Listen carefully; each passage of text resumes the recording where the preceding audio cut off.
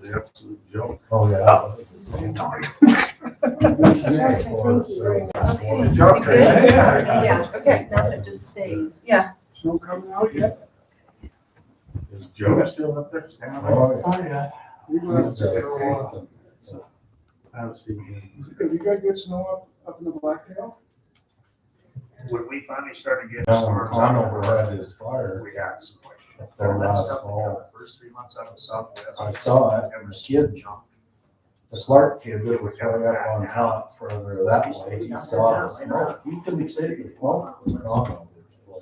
I think it's Yeah, because he was up this, I do too. Terry I do too. I'll tell you Yeah. what, I'm so much against that shit. My wife said, "Care where the hell is looking." so he called me, and I thought I was around here. Come back up towards You me. know, sent me pictures. First 10 miles. Yeah, so I went out to dispatch There. There's no snow that's. for Mike Alpha, he went up and looked at it. Over at Spencer. They're not borrowed. Did a little recon flight, says, yeah, I think the big ship here right now. He made the call. That's good. And that's what I need to show. That's good. Joe was out there. That's what they need to do. Put the sons of bitches out. Oh, that's good. I don't know, they still Oh, haven't that's seen a lot of Gone that in stuff. rocks. Well, it's been summer. I remember that one we had was, I think it all started. Burton Beach or something. Last one. Years ago, went down to the cabin down there. Yeah. Tough. I remember I was up there. There's plenty come off the roof. Down there, it was my son. Shit, that pool was in the rest of it. Terrible. But when you lost them, Oh, yeah. you know, all it draws, it looks like it got quite a bit. You know, the wind blows out. It's all junk. Well, I haven't seen it yet, but there's a new agreement for Yeah, I know. between DNRC and Forest Service. BLM, and it sounds like I laugh at it. It sounds Look like at the DNRC. totals right now, and he's showing right. Have you heard Yeah. anything? I heard it. Well,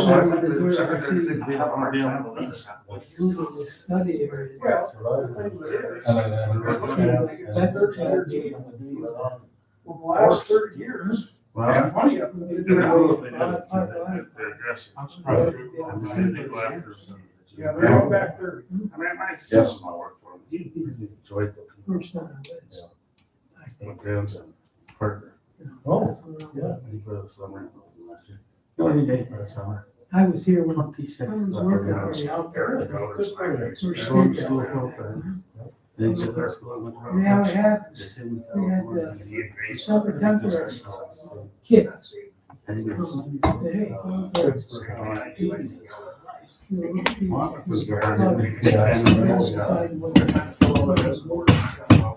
That's why he was state. yeah, it is a big area. There's the thing in Washington, maybe sleeping in the shower, right? No, I also part of it now. But he's got a. Oh, shit, in the school. He's taking every day. So they got plenty of I water visit. now to have good driving. Downstream on. 5 rooms going back down. You know, I mean, They got some down. the beach. that's water that doesn't. I would do. That's all we should do. And back, run, get the lead. They say, I have to run to get the lead. And they're jogging the whole time. They do 5 or 6 miles. Holy shit. Yeah, see him, I mean, that whole son of a bitch. just Oh, like- I know. I mean, he's never like that kind of slow. Oh, No, they just, you know, How are you? Yeah, it's in his because it's, yeah, you get the junk in. Right, We're look at him. slowly, light all the way up to the Porcupine Pass, and then you drop down. Unbelievable. He wants to fly up Black Rock You Hill. know, more than that, you He's, freaking start the mountain. Where's he going? So the line that is what I added from our phone call, Yeah, he's. And the red right absolutely there? loves He it. says, and that's in, it makes a 5%. Loves it. that's in the Loves school. wilderness Loves reservation everything. area, yeah. So I said, what's the guy? So, Then I I said, said, you only start school, who's the guy? on the coast, So I don't have and there's 6 other people doing it, I said, that's 30% right there.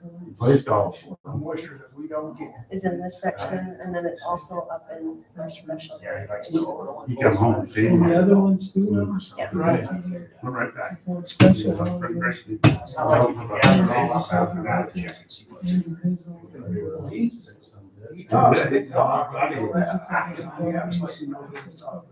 all, yes. Elderly and thing that. I didn't know what it meant.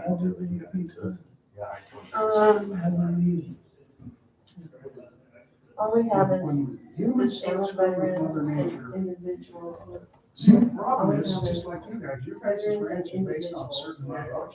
You disabilities. don't get it. It doesn't specifically say. The old one said that.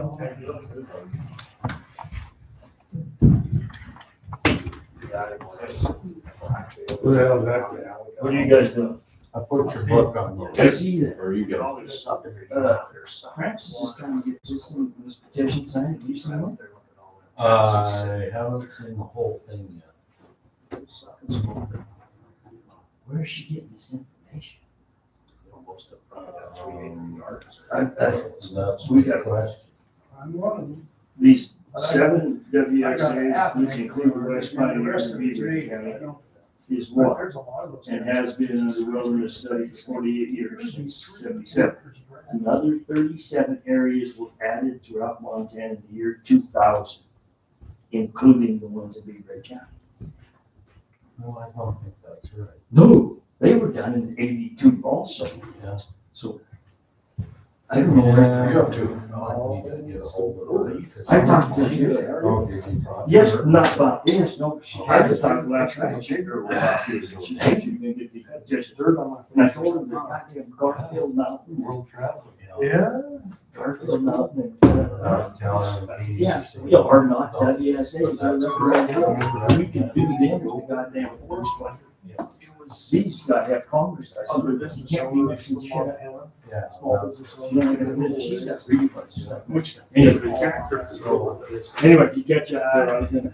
How many of them? He said, yeah, I seen it. I haven't read that whole thing. Did you guys all talk about it? As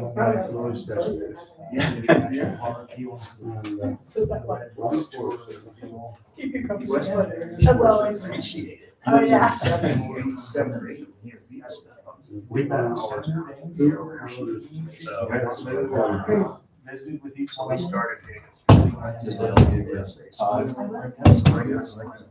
It was sponsored by That's who I took. I think they are Tuesday on the ones that yeah. That's right. They don't think you guys split it. It's a long one. That's your class. Yeah. My dad's. Oh, yeah. Motel. At least. The study was in. First time.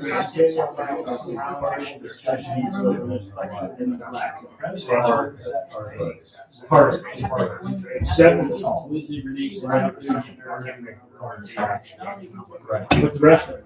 We're basically talking about the problem.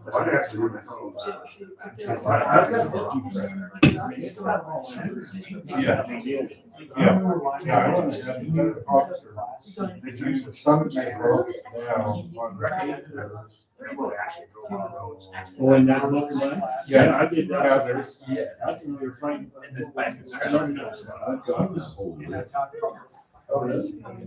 here's the deal, WSA's recommended.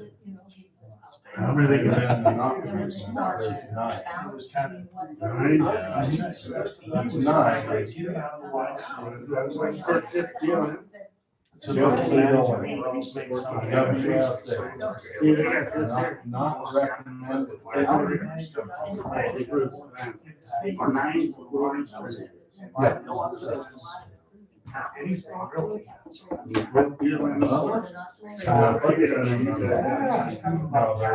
Wait, there's everybody comfortable. Yeah, that's good. So, Dana's wrong. But I have this.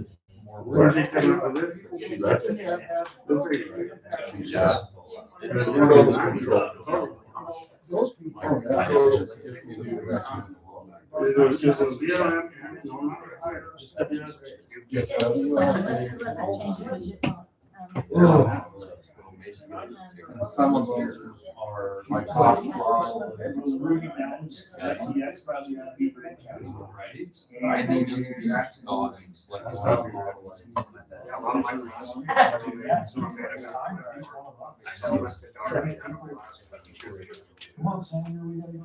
Yeah, that's what. I think they were.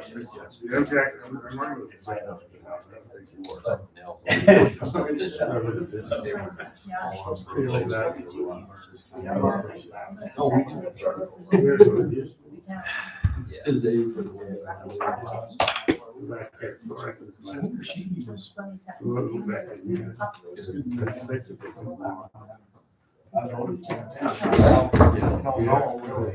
It's what we have, this is what we passed now.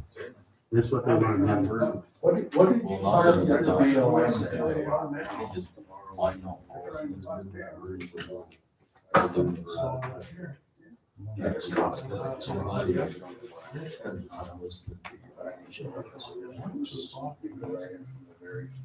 And it's Goldman Sachs. Okay. Ready to rock. You know, once we were there, he gave us. Robert Denver. Yes. Bill Allen. Yes. Travis Hansen. Bart Scott. Here. J.S. Turner. Alan Conover. Here. Troy Smith. Heath. Here, Martinell. Kathy Heller. Colin Peterson. Here. Cassie Duffner. Tony Johnson. Robert. That's Sterling. Sean Clappy. He sent me an email, he wouldn't be able to make it. Mark Stosich. Here. John Harrison. Yep. Nancy Conover. Me. Good. Thank you. For everybody that showed up. I forgot Travis Hansen's travel house. Travis Hansen, who's travel house. Busy turning up. Well, hopefully he's not running a full cattle truck across that bridge. Where are they trying to replace the bridge? Up on the East Bench Canal in this one Well, no kidding. county is. Tom was just telling me you go underneath that bridge and the holes with the rivets are all hollowed out. You can see they like on both sides. But anyway, they got $1 million or something. They're ready to do it. The engineering's done, but the grants are held up. So we'll see what happens. They're doing that bridge right now. As Closer to you than someplace. the one on East Bench Canal. They The other do. one, the other one's Anderson Lane. That one's gonna happen too, but Yeah, I knew about that one. I always went fast over that with loaded hay. So I think what we'll start out with, go back, we had some cleanup on wilderness designations, so I asked Colin to put together a couple of bullets. He sent that out. Does everybody had a chance to look at those? So Jen put that in there.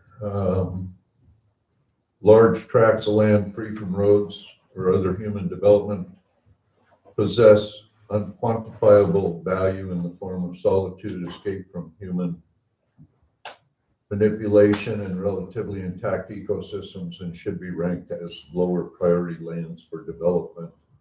and resource extraction when they possess wilderness characteristics. So you want to explain your thoughts on that, Colin? Sure.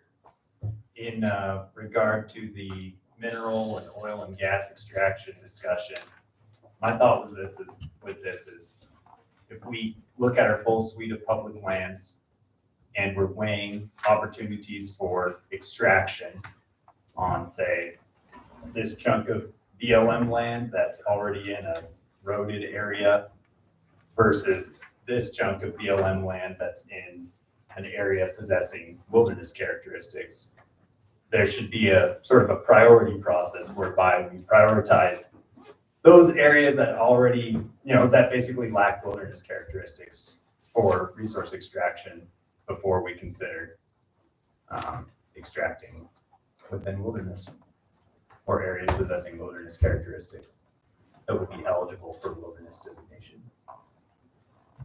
To retain basically those unquantifiable values that areas with wilderness characteristics possess. Is there any comment from anybody? Yeah, I just got one. A lot of these areas they put in the wilderness study areas have roads all the way through. They road. Right. They don't meet the characteristic of wilderness. I totally agree. I think there are certain wilderness study areas that basically, don't really pass the sniff test for possessing wilderness characteristics. So there's certain wilderness study areas where we need to come to an agreement on how they should be better managed. And there's others that are very, remote parts of, the headwaters of Teleroying Creek and the Centennial. Pretty remote, pretty wilderness-like. Henneberry Ridge over, north of Clark Canyon Reservoir. Not that wilderness-like. So I think there's room for compromise there, and I don't think there's any compromise because they don't meet the characteristics, period. Yeah, that's what I was gonna say is identify an area that hasn't already been studied that meets wilderness characteristics in Beaverhead County. There's little tiny isolated areas that are natural wilderness areas anyway, because nobody's gonna try to develop them. It costs too much to build roads and stuff in them. I mean, they They pull these don't a prime necessarily example, have to be, but some of the add-ons is not, they're eroded. I think I agree with what you were saying, that there's areas that are really difficult to develop, really difficult to extract resources from, and do possess wilderness characteristics, and those should be lower priority.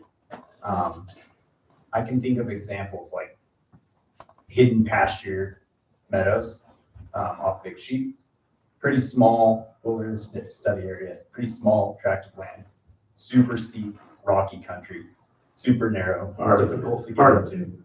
Part of it. I mean, Part of it is, and part of it isn't. Part of it's think- wide open. and yeah, I mean, but accessing it is quite difficult, and I think that area possesses profound wilderness characteristics, and so that would be an example of something worthy of retaining that. I could go with the steep rock, the stuff that's not roaded. But the stuff on the backside that's all roaded on the muddy side doesn't meet any characteristics. So yeah, There's this is the, there's a partial pivot in that. Our irrigation ditches go through it. so County road is in it. There's a lot of problems with that. Well, I agree with you, they don't qualify for wilderness to begin with. I was there when they were first created.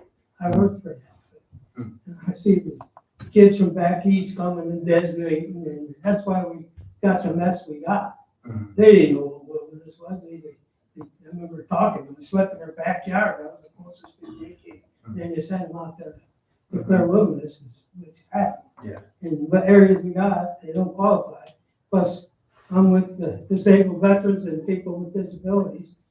If anybody has a right to visit them areas, it's, I think, the veterans with disabilities. And once something's created wilderness, that's pretty restricted. They're not gonna be able to see it. And damn it, to me, they gave away part of their bodies for their country, and it ain't really wilderness to begin with, and they should be able to see it. Terry? I don't think they qualify for wilderness. Is the language consistent with the wilderness study area language?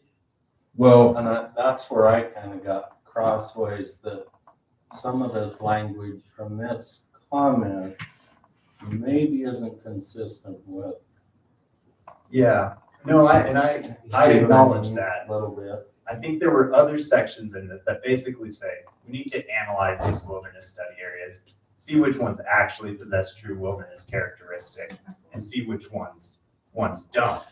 So what I was trying to do here was focus on land that actually would qualify as wilderness under, the categories like of the 1964 Wilderness Act. Acknowledging that maybe a lot of those areas that are currently designated as wilderness study areas don't actually meet those criteria. So I guess I was trying to, maybe I should have said possess wilderness characteristics, as described in the 1964 Wilderness Act.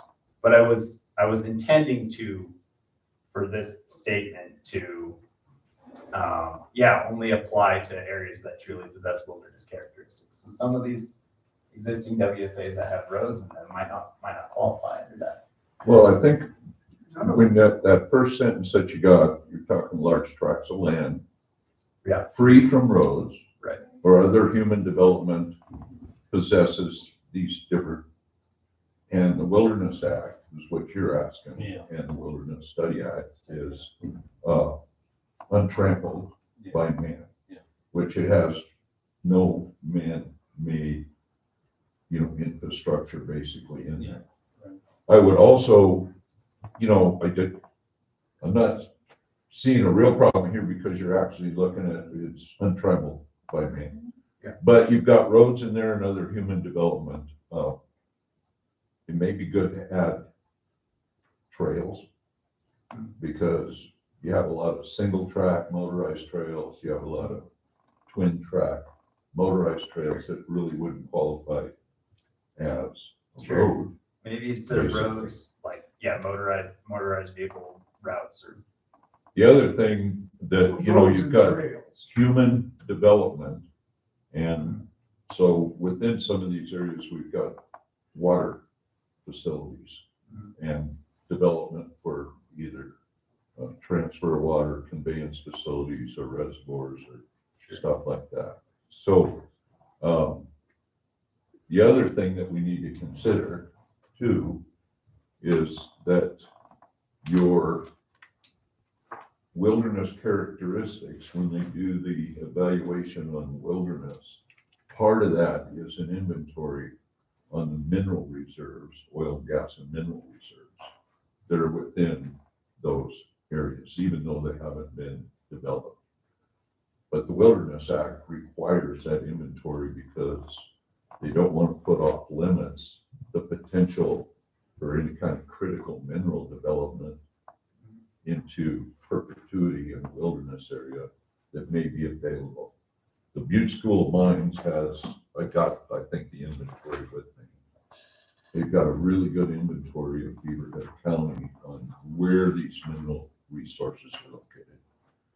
So when you say development and resource extraction, maybe this needs to be changed a little bit in that the resource or mineral or something are not identified or not present in those areas. I Does don't that think make that's what he's sense? saying, though. I think the difference is they can be identified, and you has done that, that's great. But the point is, if it really is a rare and special, even if it's not designated a wilderness, what the discussion was last time was about how do you quantify unquantifiable value? Mhm. And this is, when I read this, I said, it's saying that if you really have this special piece of like, I'll call it like wilderness, because I'm not gonna designate it wilderness. It's just a special area, which is pretty road-free, it doesn't have human development, and we'd actually like to keep it that way, so we can enjoy it for that, but it's hard to quantify the value, and it's hard to compare that to this. So I think how I read this was that it just says, so let's not give that priority let's give some other area that maybe does have lots of roads and does have developments, and let's go to that one first to develop it and leave this as an area of last resort. Is that kind of what you were thinking? That is what I was thinking. And that's how I read let's seek alternate means. Yeah, How do we define what large is? we could just change that I to mean, tracts of land. It doesn't have sure. to say Yeah. large. You know, You can just say land that's, I yeah, think it had to be 5,000 acres, wasn't that the minimum size? It is to create a designated wilderness. So if you start cherry picking some of these, you're gonna be. sure. I mean, throughout this document, we could find numerous instances of subjective language. So I was trying to just write within the voice that has been established so far in this document. But I'm fine with moving large, making that number more specific. Yeah, I understand what you're trying to do. You're trying to put a value on intangible, not a resource, not a development, not economics, but more on, personal. personal feeling like I want this to be wide open space. Yeah. I have a little bit of problem with the resource extraction because if there is resources available, it's not going to qualify for the wilderness. So maybe some language in there, like you were saying, what are the specific requirements that need to be met before it's created, a wilderness? What needs to be done on the wilderness characteristic side? You've added the characteristics in by, we're gonna stop or lower the importance of resource extraction in these areas because I want it left open. Yeah. When on the inventory side to create the wilderness, if the resources, critical minerals are there, it doesn't qualify. So you wanted to treat it as wilderness when it couldn't be designated as wilderness. I don't know if that makes sense to you. I mean, I think that this is a value statement I'm trying to make. I really didn't want to get in the weeds of how policy is written. And I feel that there are many other statements within this document that didn't, get the amount of legal scrutiny as we are giving this right now. This document in general seems like a reflection of values that often, these are states, this is the county's values. The legal process is kind of a separate system and we got to try to make that jive eventually. So I don't exactly know how it jives with that process that you're outlining. Well, I think what you're trying to do is, For the county though, I would kind of keep the county alive. Keep what guy alive? The county, pay the taxes. I mean, we need to be able to use our resources. So, I mean, as far as this document, it's not a wilderness document, it's for the county. And I mean, I feel that we have to write this up for the best for the county financially. Best economic value. So that's one viewpoint. I represent that and perhaps an alternate viewpoint that short-term maximization of economic gains should not always be the end goal, and that sometimes the preservation of these intact ecosystems actually results in far greater value over the long term when we're thinking on multi-decade scales. I don't think Park said anything about short-term exploitation. No, and I didn't, I'm just thinking in terms of, oftentimes the pattern of resource extraction does kind of maximize economic gains over the short term, and then the well dries up, and then that habitat is damaged in the long term. And so, there's patterns of this that we can look to in the past where resource extraction has resulted in short-term wealth and long-term damage. I mean, we have the Butte Superfund site just up the road to look to, for example. well, how about Colin, if we take after ecosystems, we cross out the rest of that paragraph. And what we're doing is we're telling the county that land free of roads and trails and human development has a value in the form of solitude, escape from human manipulation, relatively intact ecosystems. What you're doing is you're telling in the resource plan that we need to recognize there is a value to that. I think, yeah, I think if that were included, that would be. Because I think Step down. what you're doing there, by putting that last part in there, is you're saying, you know, you're coming after the resource industry versus what I think what you're trying to say is that there's a value in that solitude.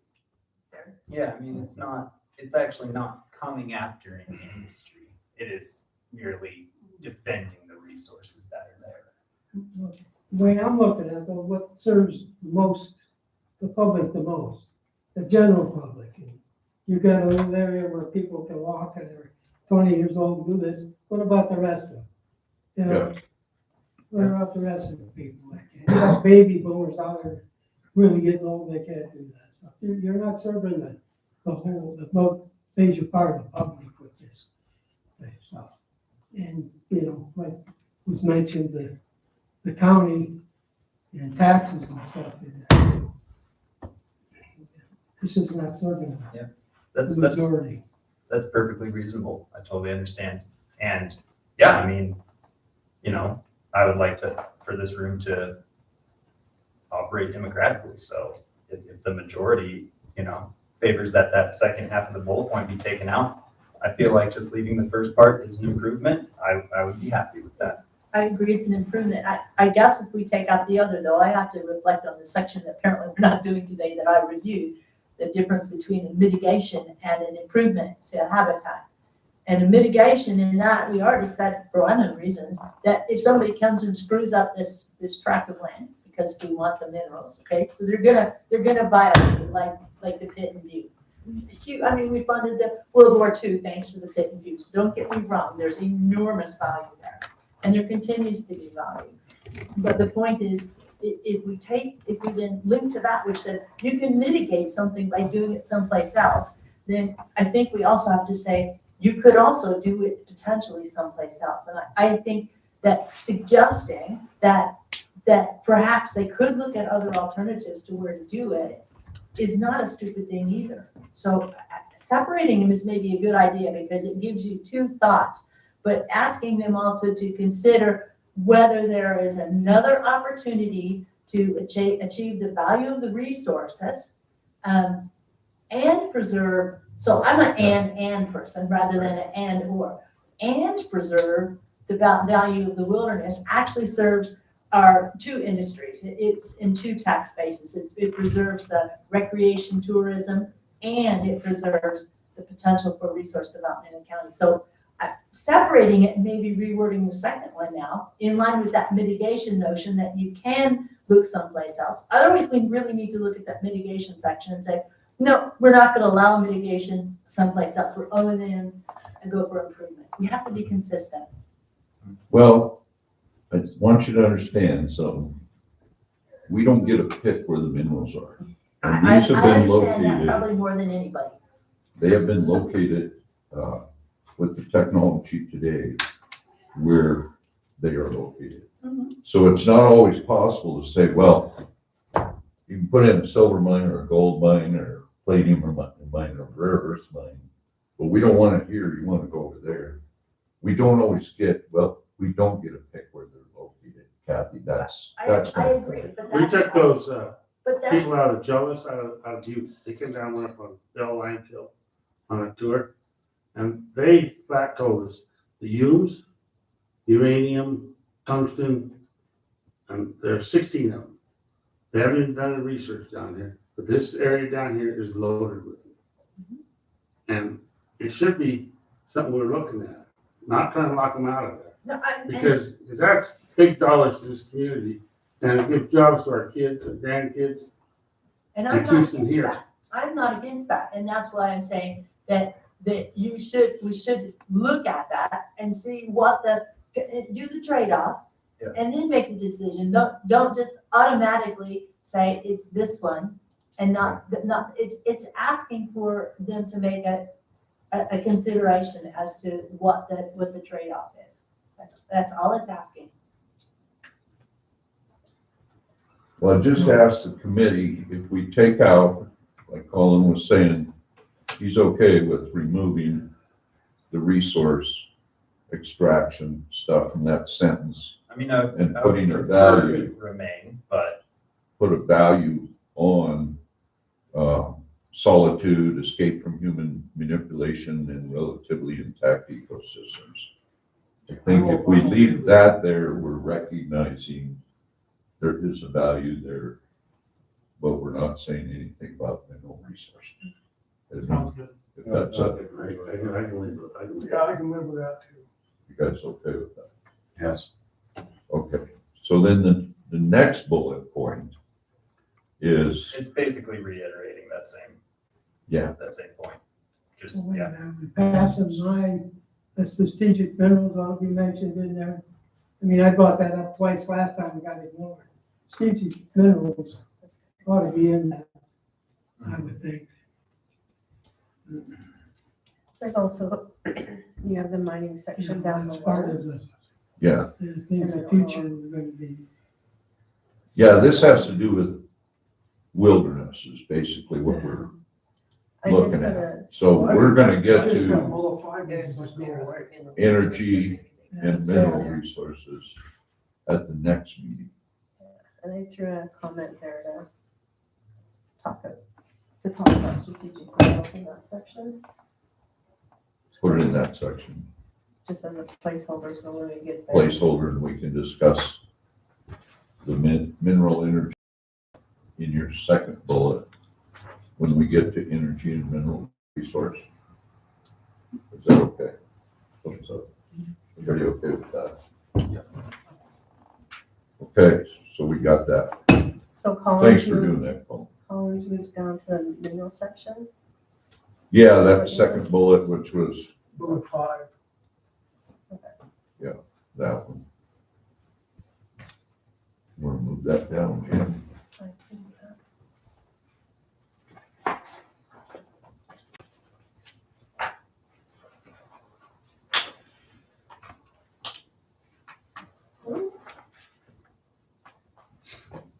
It's hard to type sideways. Okay.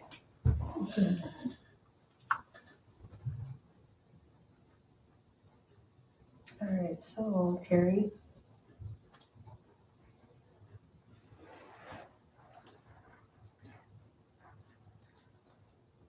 Okay. And then strategic minerals will also be talked about in the mineral section, right? Yeah. Okay. All right. Yeah. Okay, so now where you want? That came from Bob, right? Yeah. Yeah. We're gonna move that down to energy and resource development. I'd like to put in there, more than one place. The thing about wilderness is they have to go through that strict, I mean, there's eligibility, 5,000 acres, basically, untrampled by man. You got 5,000 acres. But if it's suitable, then they have to go through that whole analysis of mineral resources that are present. True, but we're saying where the county stands on things. Yeah. You know, therefore, So now we're on introduce threatened, endangered, sensitive species recovery plans and experimental populations. I did go through and compare this to the 2000 document. And this one looks pretty complete.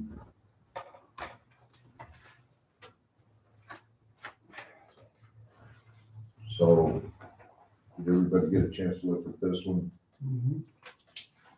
So I didn't get anything and Jen didn't get anything, on any kind of changes to this, so. I have a couple language changes or questions more so. In the first bullet point, we mentioned designated ranges here. That's not a term I'm familiar with.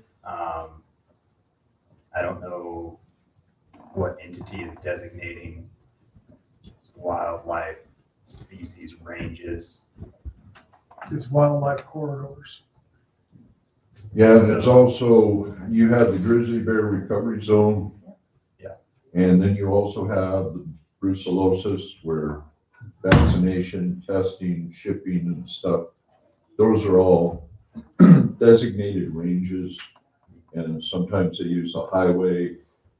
We're in the, our ranch is in vaccination and testing. 2 miles down the road, they don't have. We've never had a bison, but we do have elk on there. But anyway, that's what the designation, and that has to do with U.S. Fish and Wildlife Service. So it's not it's not the species range, No. it's special legal boundaries. Yep. Okay. Yep. With bullet number 2, I have some ideas. So we're saying it opposes the creation or expansion of grizzly bear, wolf, wolverine, and lynx populations and the protection of their habitats, ranges, or migration corridors. So I think that the goal of the county, I think most of us could agree that when a species is put on the endangered species list, it's bad for everyone. It makes it harder to manage the habitat that it's in. It makes it harder to do any kind of activities where that species is present. It's also a bad sign for the species because it signals that it's going into extinction. So there's certain things here, like the wolverine was just listed as threatened last year. Now if that's going to restrict the activities that we can do in like high alpine habitats. Wolverines in particular don't really cause too much conflict. They don't predate on livestock. They don't really pose a threat to humans. They live high up in alpine areas and they're like a, 30 to 50 pound weasel. So I would think that it would be the county's goal to expand populations of wolverines so that it can get removed from the endangered species list and allow those habitats to be better managed. I just don't want to create any unintended consequences, I guess, because if we're opposing the expansion of, so the listed ones there, grizzly bear, wolverine, and lynx, those are all on the ESA. If we oppose the expansion of their populations, they're never going to get delisted, and we're going to remain this quagmire of forest management that endangered species results. It's like the grizzly bear. Don't we have enough grizzly bears? Or wolves. Wolves. Well, I mean, are they coming off the endangered species list? No. So, but I was speaking to a pretty specific case there okay, where, I mean. so there's a guy from Anaconda that has been doing research, and he's sick now, so he's not doing it, but he told me that in the Pintlers, in the West Big Hole, and in the West Pioneers, there's all kinds of wolverines. They're just so elusive, you don't see them. Mhm. But they're there. Mhm. So I don't understand why we need to close areas up so that we can try to protect them. They're so territorial. A wolverine is so territorial. They'll go around, a male will go around, and literally they might travel 20 or 30 miles Sure. and kill a litter. So you would like them off the endangered species list? Well, I think they should be off the endangered species list, but that doesn't, it's not. Yeah, so I guess in part, we're arguing the same point, that if these species, basically that we shouldn't take positions that ensure that these species stay on the endangered species list, because that then you end up closing these mountain ranges to snowmobilers. There's way more restrictions when a species is on Well, the the ESA. Endangered Species Act needs to go away, is basically what needs to happen. Well, then how do we get bears and wolves off? Because when they were introduced, there was a number and we're way past that, all the numbers and time. And Yeah. there doesn't seem to be an end to the process. Well, wolves are off. They have been for a long time. Well, the only reason they got wolves off was that was done legislatively, and it was Wyoming, Idaho, and Montana. Yeah. So it wasn't U.S. Fish and Wildlife Service or the EPA that took them off. It had to be done legislatively. No, and I don't disagree that the grizzly bear should probably be off the endangered species list as well. They've met the abundance requirements. But I guess maybe Wolverine and lynx are the two I'm thinking of here that don't really pose major conflicts to humans or to livestock, and we might want to consider. Well, Wolverine denning and lynx habitat are deadly to snowmobile. Right. Because that's the range in which they den and live. That's why they got a bunch So, of the West Big Hole closed If you, if you look at the economic, and again, I'm going back to the economics a little bit, but what is the economic value Mhm. of snowmobiling? Yeah. In Beaverhead County? I think I would argue that if wolverines were to recover and to occupy more range, that would actually be an economic benefit because you could. They just closed more range to us. Well, because they get put on the endangered species list. They're already here. They're already there. They're already on the endangered species list. The more, if you put more out there, they're gonna close more down. They've always been there, and they're gonna remain there. You know, they're not ever gonna be a very populated species. They don't get along that way. Nope. So I personally don't they're think so territorial. closing more range is gonna affect, the ones that we got there, we can't hunt them or trap them anymore, Yeah. so they're protected that way. So I really can't see why the wolverine would need more protections. I'm not arguing for more protections of the wolverine. I'm arguing for managing or doing things that would help the wolverine get off of the endangered species list. So these are if the county opposes, I guess my point is that the only way to get the wolverine off the endangered species list is if its population increases. Once it's off the endangered species list, we can trap them, which is awesome. That's an economic, that's a source of recreation and economic opportunity. We can open up roads. There's tremendous benefits from getting species off of the endangered species list, is all I'm saying. So if your argument is to I keep think them the off, reason this was written because of the wolf, really. The wolf was introduced from Canada. And that's what they're looking here, they're thinking about. Well, somebody might be bringing in more wolverines, more than population. I think that, because that's where the wolf came from. They brought it down from Canada and then claimed it endangered. Yeah. Here we are. So what's going to stop them from the others? I think, that's why this thing. They leave it alone. I say leave it alone. Leave it alone. would, According to this guy. The wolves were coming on their own. He's been doing like a 14-year study. He goes up on snow machines and the other reason he had to quit is there's CWD now and in the whitetail deer. And he used to go around and get all the road kills and then take them up in the hills and that's how he'd bait them, and he had cameras and stuff up. He said there's a very, very good population in all these areas around here. And there's not going to be any more because of how greatly territorial the males are. They're not going to be a lot of wolverines anywhere. I don't think there is anywhere. well, your grizzly bear recovery zone down here was one. Yellowstone Park was another one, and they had one in Wyoming.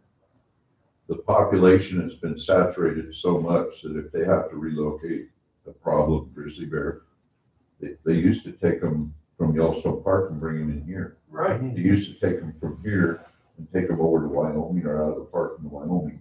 None of those places will take them anymore because they're saturated. You only have so many animals that a certain amount of land will support. And it's the same way with Wolverine, they're territorial. There's only so many, Wolverines that are gonna live in an area. I was talking to Jen about the ebb and flow. It's kind of crazy because the snowshoe rabbit is a big food source.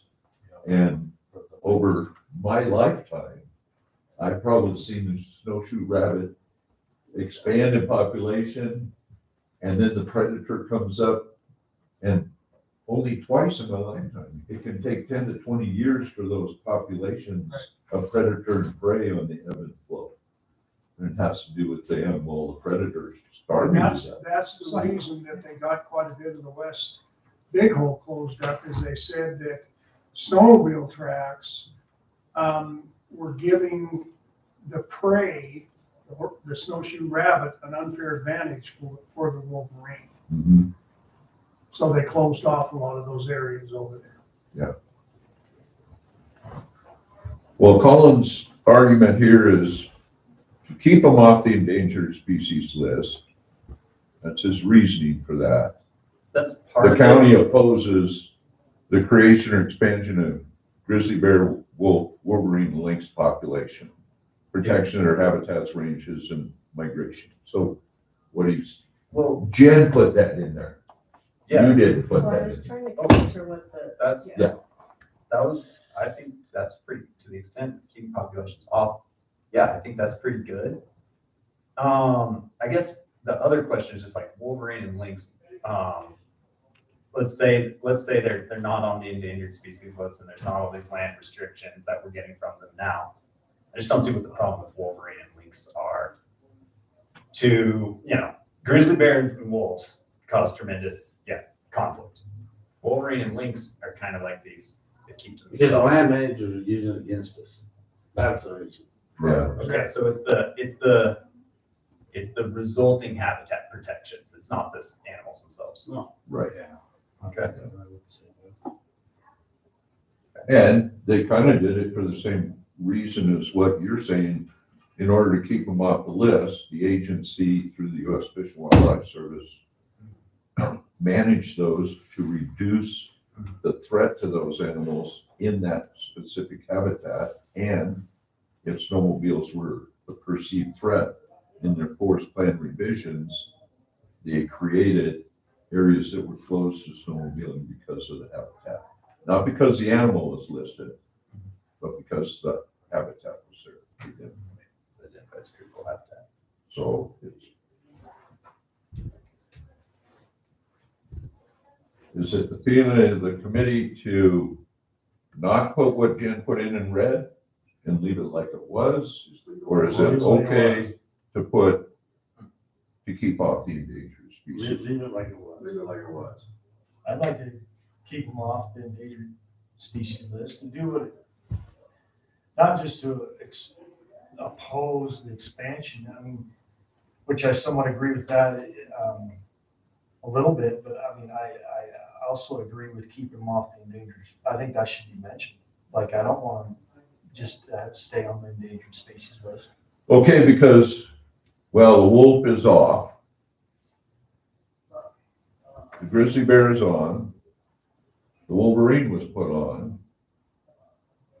So how about, to the extent of keeping populations off the endangered species list and facilitating release, delisting, the county opposes the creation of that. How about just to keep populations off, and everything you said, I like that. Well, and delist too. Yeah, I yeah, mean- I like that, but what I'm saying is remove the extent and just say to keep populations off the endangered species list, and what you said, and to delist them, then do the rest. Yeah. I like that, good plan. I like it too.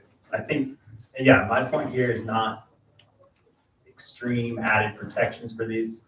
It's simply that when something gets on the endangered species list, it's worse for everyone. Capture that, yeah. And that's a really good statement. Working on it. Yeah, I mean, it can be. It's always an unfortunate outcome whenever something gets put on the endangered species. I like the statement for delisting. Yeah, that's fine. I like that. That's fine. Okay, Well, wait a minute, okay, what? I don't, we've added to keep them off the endangered species list and to delist the animal. The county opposes the creation or expansion of grizzly bear, wolf, wolverine, lynx population and the protection of their habitats, ranges, or migration corridors. We can live with that. I'm fine with that. Sounds good. Okay, I guess I'm gonna say this one part that I've got heartburn with, okay, they close all this area off to snowmobiling. Is anybody doing any monitoring to see if the animals are coming back? What are the numbers? Right, guys from Anaconda? A long-term monitoring type deal. But we haven't seen any numbers. And so it's really easy to draw on the map what area you're closing off. You know, But is that actually working by closing it off? you know, Jess, Down there. I'd have to look, but I believe the last forest plan that was done in the BRD was under the 82 planning. Yes, it was. And now we're working under the 2012 planning rule, and the 2012 planning rule has a monitoring requirement. The 82 did. And I know the BRD wildlife biologist was doing, lynx and wolverine track surveys last winter. Matt was? Yeah. Now he's gone. Now they don't have one, but Now he's gone. Yeah. Did he do any kind of report that's out there? I don't know. Maybe. Yeah. Maybe something internal. I don't know if it's publicly available. Yeah, it'd be interesting to see what he found. Yeah. Yeah. I know he was doing hair samples and all that stuff. Yeah. Well, that's kind of my point on the predator and prey stuff. You can have a predator come in and wipe out a population of prey in a certain area. They're not coming back the next year. So then you go in and monitor and you go, you know, what happened? What happened? Maybe they'll come back in another 2 or 3 years to that area. Yeah. It's kind of like the elk in Yellowstone in '88 when the fires forced them out. They didn't want to go back. But like the, you know, I should just be quiet, but like all that country, they shut off over there to snowmobile and we snowmobiled all over that country for years. And if there's wolverines and lynx there, why didn't they go away 30 years ago? You know, why do they keep shutting off more of this land to snowmobile usage when there really is no damage by snowmobile? There's no ungulates in there this, No. you know, this time of year or winter time. It seems like the users always get it in their shorts. That's right.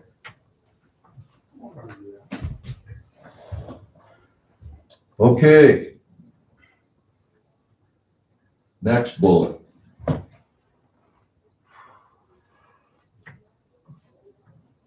Any plan for management of a predator that has naturally or through introduction or reintroduction or other means repopulated the county must provide for its control by any means when it travels outside its designated range or becomes a threat to people, property rights, livestock, and other wildlife species. This has to do with the county looking out for the health, safety, and welfare of the public and private property rights. Everybody okay with that one? That's good. I have another question here. So, predator that naturally recolonizes, that could mean a grizzly bear. I mean, just the designated range part I'm hung up on. Yeah, there's the grizzly bear recovery zones, but that's not just like the only place grizzly bears exist. Or this could also mean like a lynx, like there's not many lynx in Beaverhead County, but if they show up, you know, that would apply to a predator naturally occurring. Lynx doesn't have a designated range, so I guess I'm just, that terminology kind of. Okay, this is not the plan. This is the county's position, and what they're saying is any plan for the management of a predator, no matter how It Yeah. came about, naturally introduction or reintroduction, okay? It says the plan must provide for its control. Yeah, by any means. So the county has to develop the plan. Yeah. So this is not the plan. No, it's just the designated range part. When it travels outside its designated range, I'm just like, what is that? We just delete that part? You'd have to wait till you get the plan. Go ahead. Can we just delete that part about traveling outside the designated range if we say? For its control by any means when it becomes a threat to people. Yeah, Which you find them in your Control. backyard, I think. When it becomes a threat to people, property. when it becomes a threat, yeah. That works. The plan has to have that component in it, is what this is saying. Like that. Okay.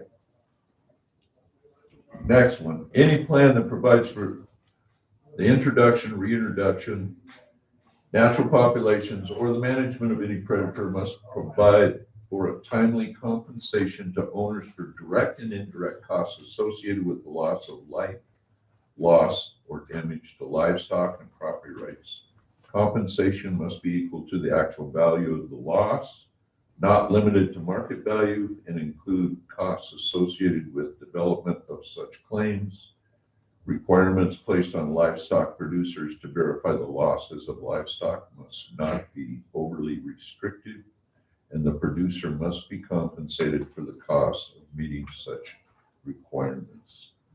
And the reason for this is, again, anything that's listed under the Endangered Species Act, which right now is grizzly bears, the wolves are off, but we have a livestock loss compensation fund, but you gotta prove that it's being killed, and U.S. Fish and Wildlife Service is the one that does that. And what this is telling the county is basically saying to the U.S. Fish and Wildlife Service and the Forest Service and the BLM that those plans have to be not overburdensome, requirements of the livestock owner, and they've got to be fully compensated. And I think in one of these it has, I'm not sure, I thought there was something about low birth rates and, I mean, Didn't you have a So- vote on that? Colorado, and they're still on the endangered species in Colorado. They're also paying for, loss of birthing rate. Yep. Weight gains, and I think we should try to include something in there. It could maybe fall under the indirect cost, but I think it needs to be clarified to, to consider. yeah, and I thought, Alan, I thought that was in here, but I thought some were too, but I'm not finding it down. I'm not, What are you looking for, low birth rate yeah, or birth? I thought it was birth rate. Or Serial stress. breeding percentage. No matches on birth. Maybe it wasn't, maybe it was, Is there anything on stress? Stress.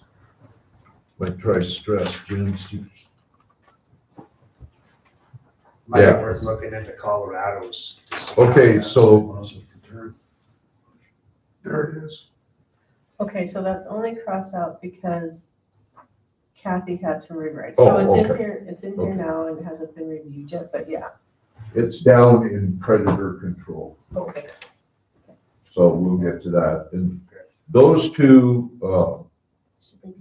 headings, there was a request from the committee to look at the 2000 resource plan. There was two headings in the 2000 resource plan that were not in the 2010. One of those was predator control. Of course, the wolves came in 97, so predator was coming up 3 years after that in the 2000 plan because we were seeing the wolves, predators, grizzly bears and stuff. So that'll be covered in predator, but probably this is a good time to mention this.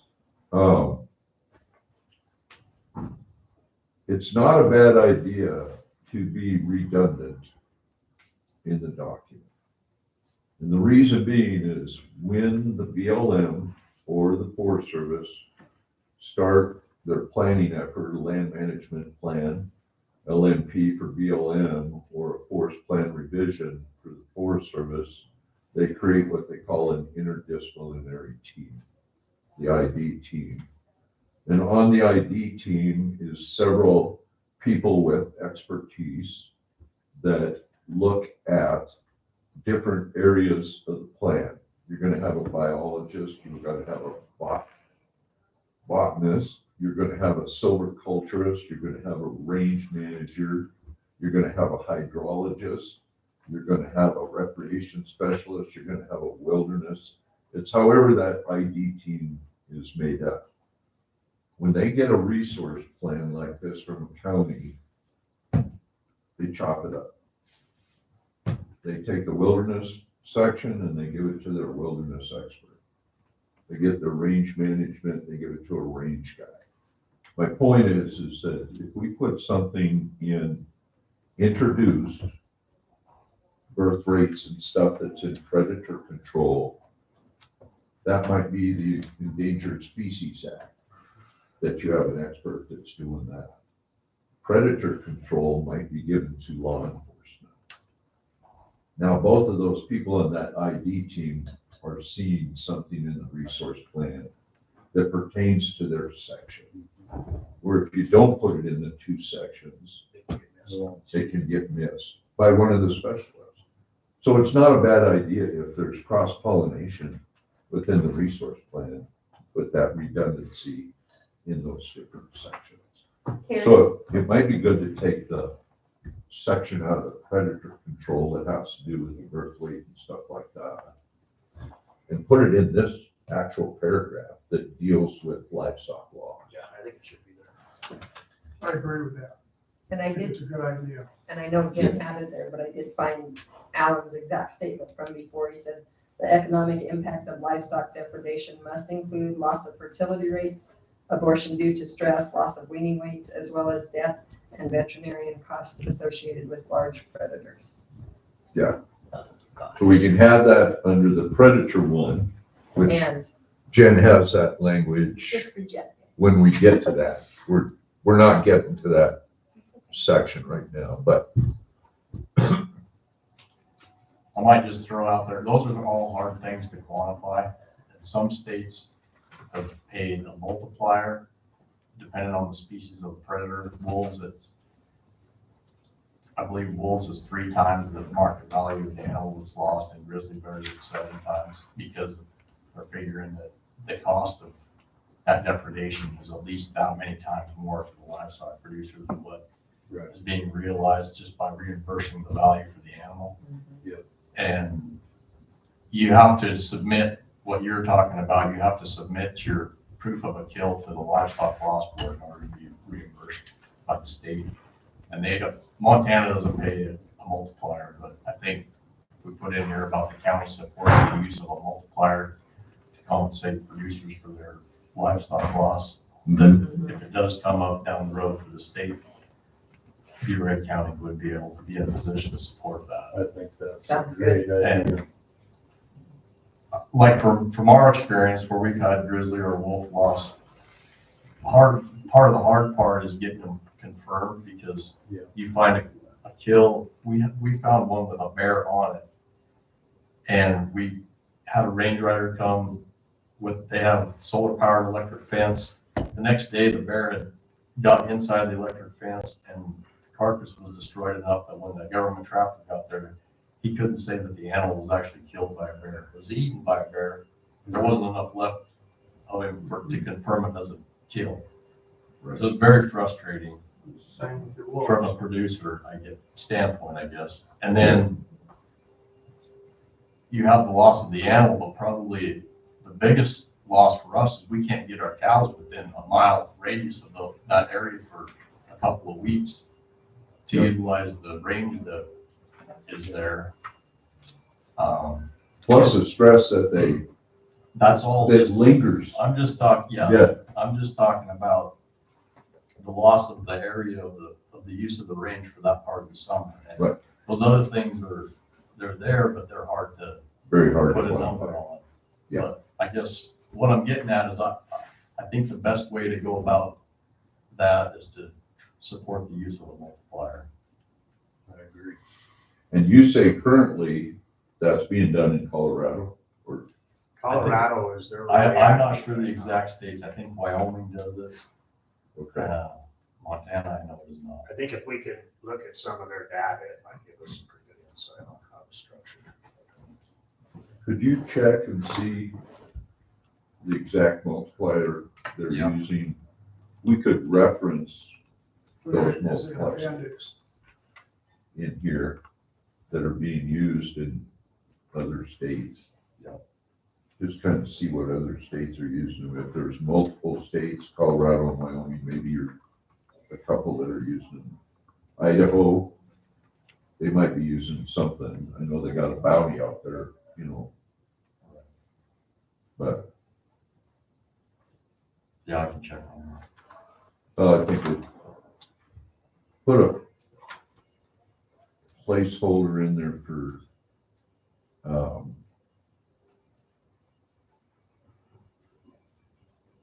yeah, so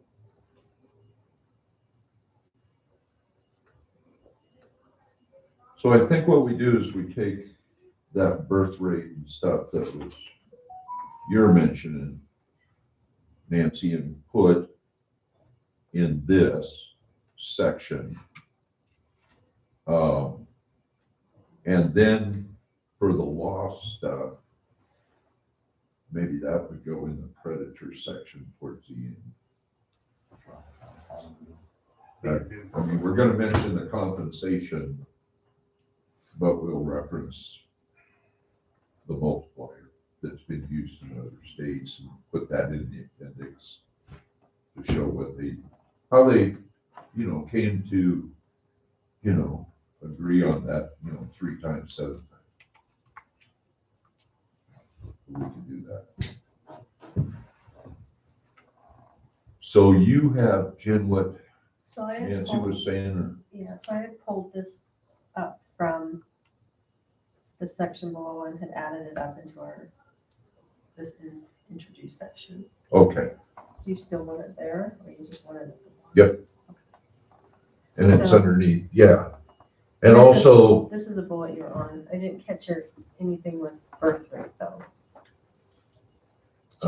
Specifically about birth rate. fertility rates, you could put loss of birth, fertility rates, birth rates, abortion due to stress. I think that could be added in that same. Is it just a slash birth Uh, or different? birth weights or rates? It'd be the birth rate. Okay. Rate? Okay. Because I know it has to do with some of the, I mean, they could be premature, like, Oh, yeah, you stir them up enough, they're gonna slink cows out Yeah. there.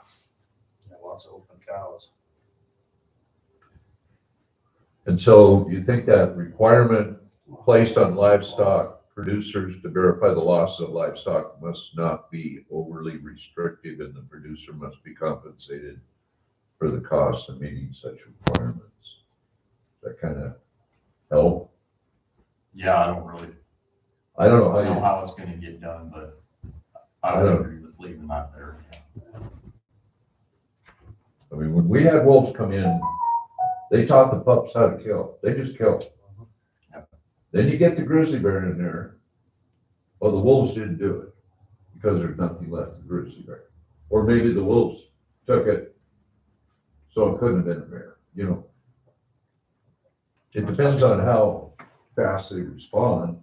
I guess right now, the requirements that are placed on us, I don't feel like they're expensive. It's just frustrating because there's not enough government trappers to get there in a timely enough manner to verify some of this stuff because the ranges are so big. Somebody's having an issue clear across the county and just travel time and all that. Yeah. And you call them and it's takes a day to get there yourself, let alone to get, Well, you'd like to see them there in hours. I mean, they had a bill in legislature that was gonna require checking your trap line every 24 hours. Well, that's, Yeah.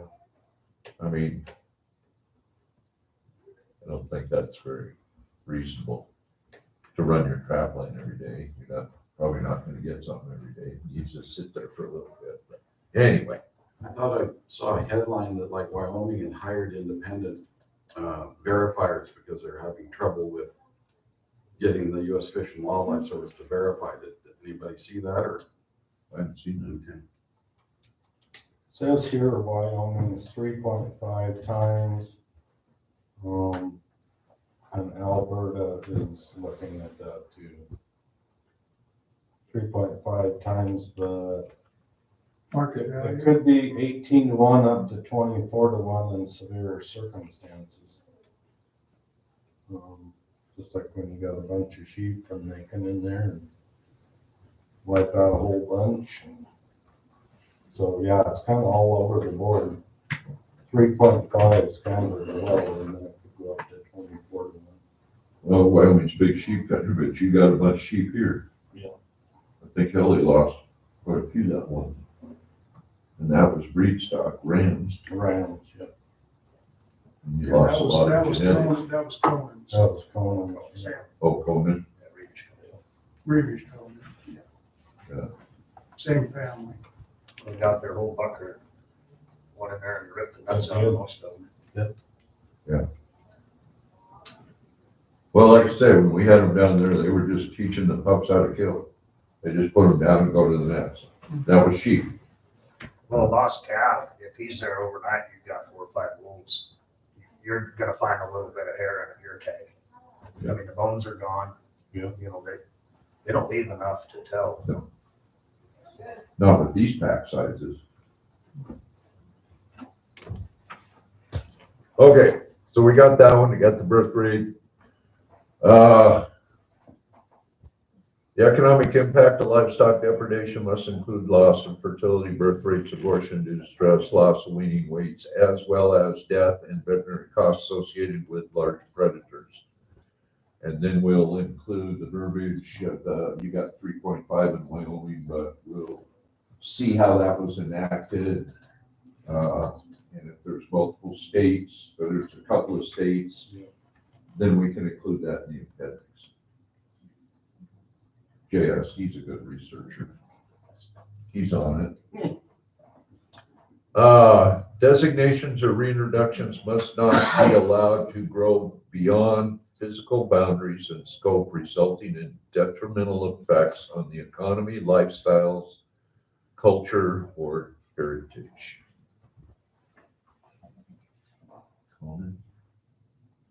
Good? Good. No designations or reintroductions shall be made until it is determined and substantiated by variable scientific data that there is a need for such action. A, protections cannot be provided. I think Cannot- by needs to be added right there. The word by. Protections cannot be provided by other methods. Provided by other methods.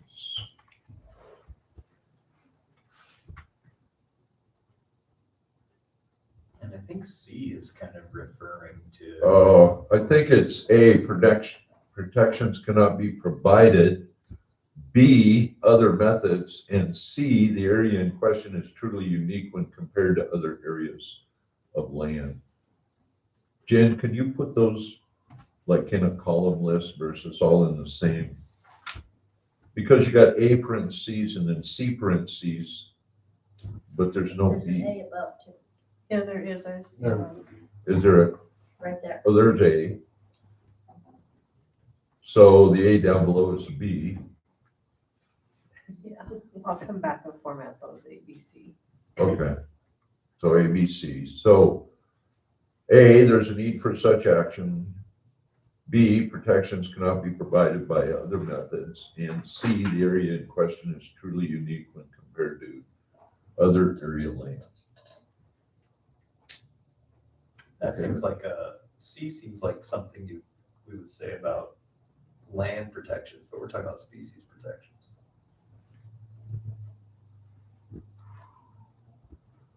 Yeah, this is under introduced, threatened, endangered, sensitive species, recovery plans, and experimental populations.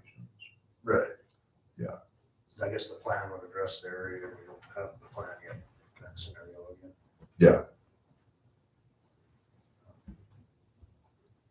but it would be the species in question, not the area, I think is what you're saying. It's about the species rather than the land or its habitat. I think it's both. Yeah. Designations refers to land and reintroductions refers to animals. No, I assumed the designation had to be like designated as a endangered species, That's what I thought too. because that's.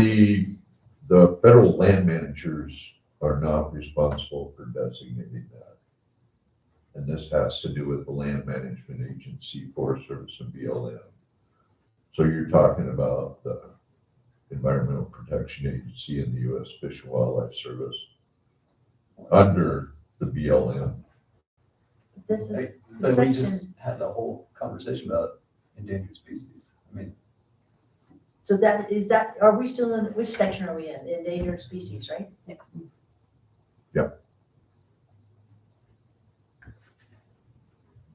so I feel like we could, in the bullet point, it says no designate, we could read it as no species designations or species reintroductions shall be made until it is determined that the area in question is truly unique when compared to other area lands. That doesn't make sense as a sentence. We go from talking about species to talking about areas. So I would, That's very confusing. Even so though, I would argue C, I think C should just be deleted because that is something we were saying about wilderness study areas. Yeah, I don't have a problem with just deleting that.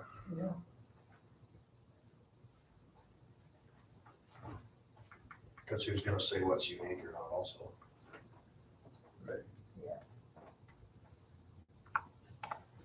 get rid of the and above it, Jim. This will need a little work when we're all done. Yeah. Oops. Oops. And then you'll re-letter. Yeah, I'll come back and it gets too hard from here. Okay. Designations, designation or reintroduction plans, guidelines, and protocols must be developed or implemented, must not be developed or implemented without full public disclosure and cooperation and coordination with the county. Can't we just write that as positive? Must be developed with full public disclosure. Yeah.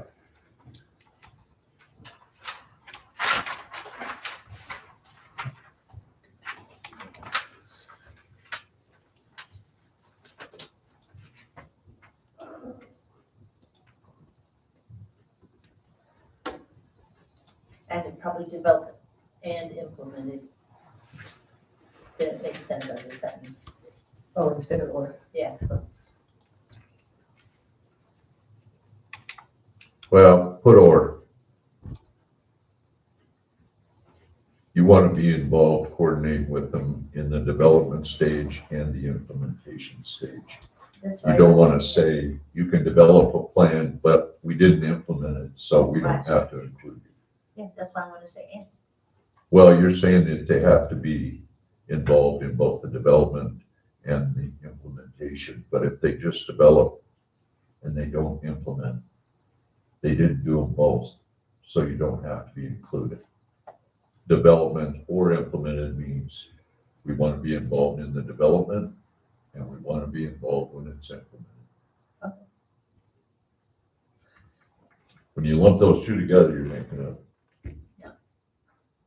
you satisfy them both. We'd rather go, you do one or the other. We want you to cooperate and coordinate, and we want full public disclosure.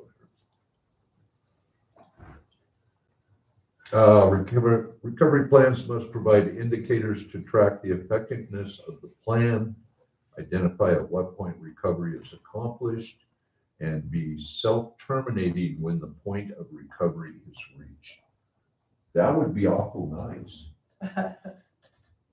If you had a plan on introduction, and when we got to 30 breeding pairs, it automatically got removed from the endangered species list rather than move the goalpost. So I think this is a good position for the county. Recovery plans must contain provisions for management after the plan is terminated. So most of the time, I would say generally all the time, wildlife management plans are under Fish, Wildlife, Parks and Recreation, state. Once it goes over to state control, that's why the FWP Commission is working on the wolf all the time on those plans to control the wolf. Then, of course, legislature can pass stuff. I think that unlimited bill failed. But anyway, they can work on stuff, but the management agency is FWP. So the recovery plan through U.S. Fish and Wildlife Service, they're going to require a plan from the state on how to manage it once it's released. And I think this deals with it. Yep. Last one, it supports alternatives to listing under the ESA, including conservation plans, initiatives, or agreements to address threats to species and their habitats. Which just goes to what Colin was talking about earlier, is we can create a plan that keeps them off the list. That's what we're going to do. So everybody good with that? Public access. Does anybody have anything in public access? There also is another section on OHV. There's actually 3 sections. There's recreation, public access, and then OHV stuff. So, That's a, disabled veterans and then there's public access. It says, by law, it says elderly, physically impaired, but, I think okay, disabled veterans ought to be in there. yeah. Which bullet you got? Anything Oh, there we go. with Third that. bullet. Third one, I think. Third one down. Yeah, and you wanted disabled veterans, like we put in that other, Disabled veterans, yeah. put in that included. Supervisor. I hate to single out the elderly in this thing, because Well, the elder was I'm kinda in there. The elderly was put in there. But put disabled veterans.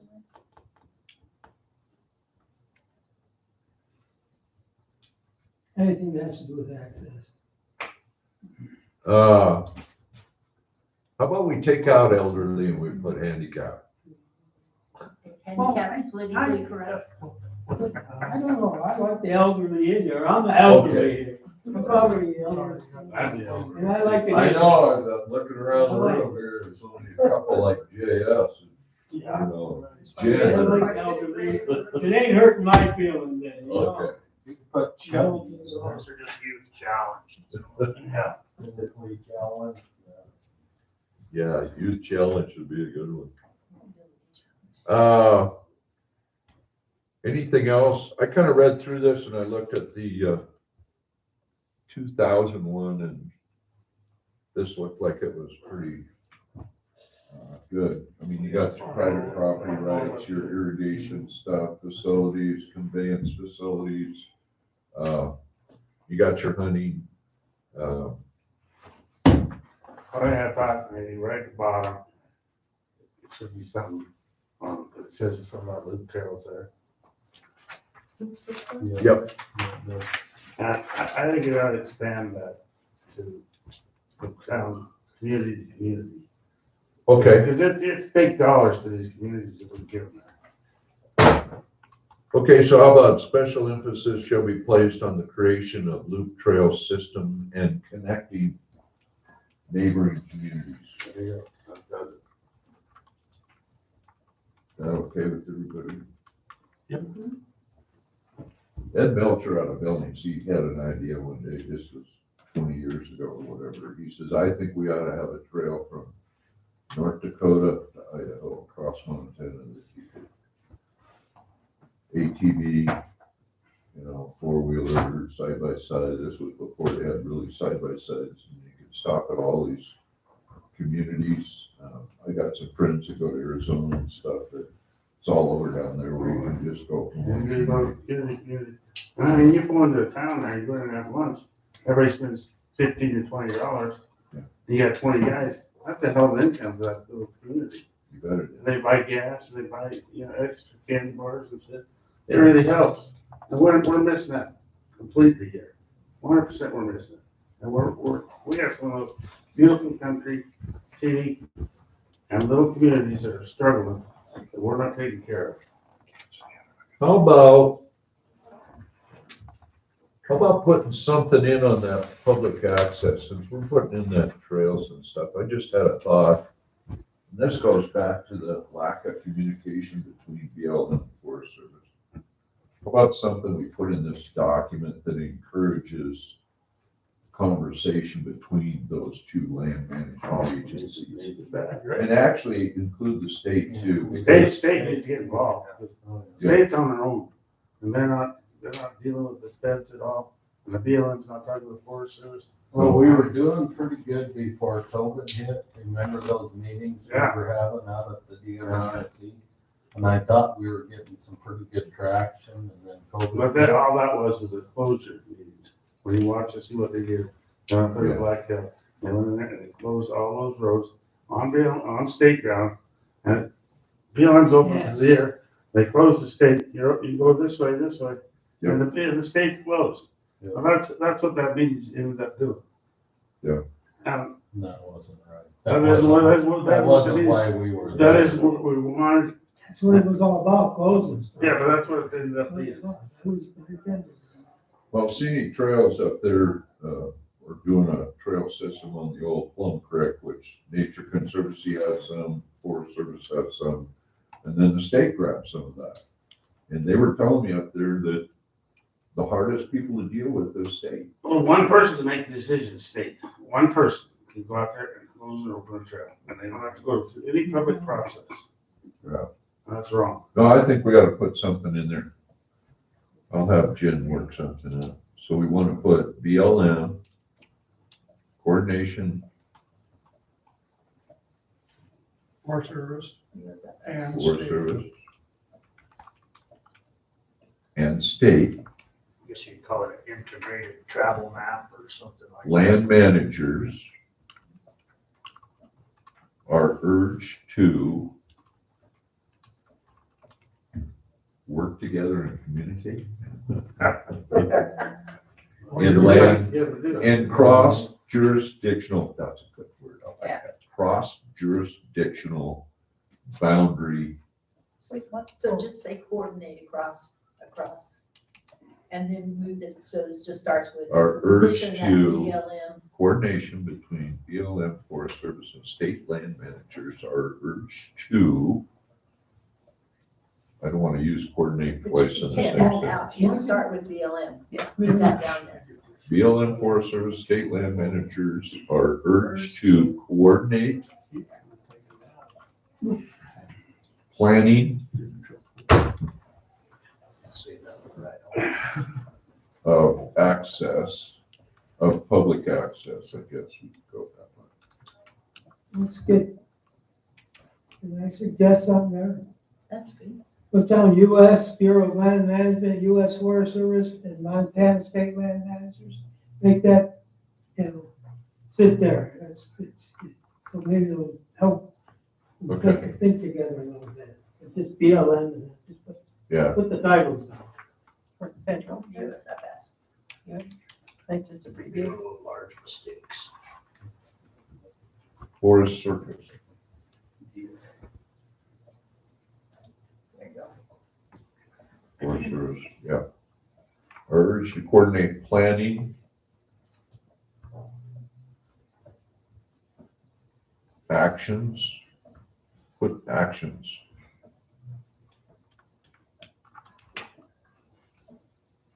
public access and cross-jurisdictional connections.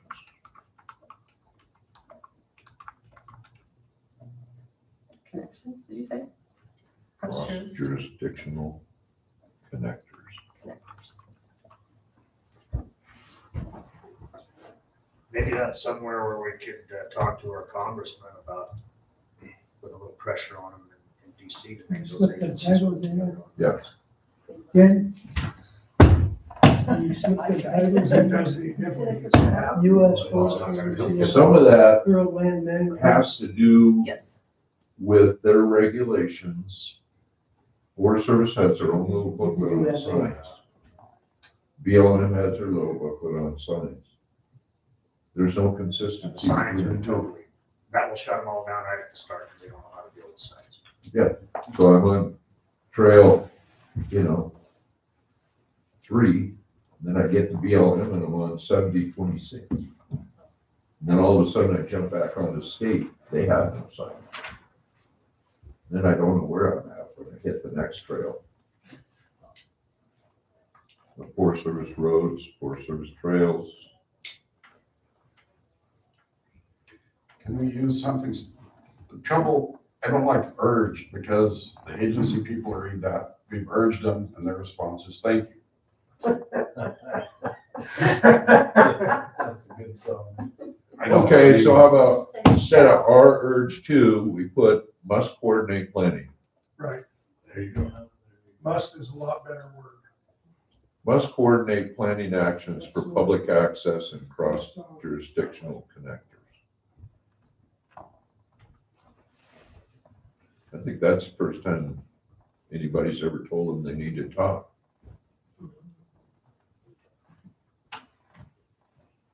They do talk when they're in a cabinet meeting.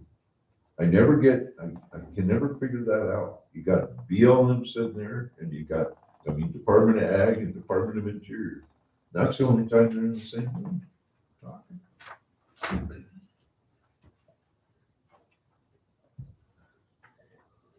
They're basically almost under the same planning rules. Okay, anything else on that one?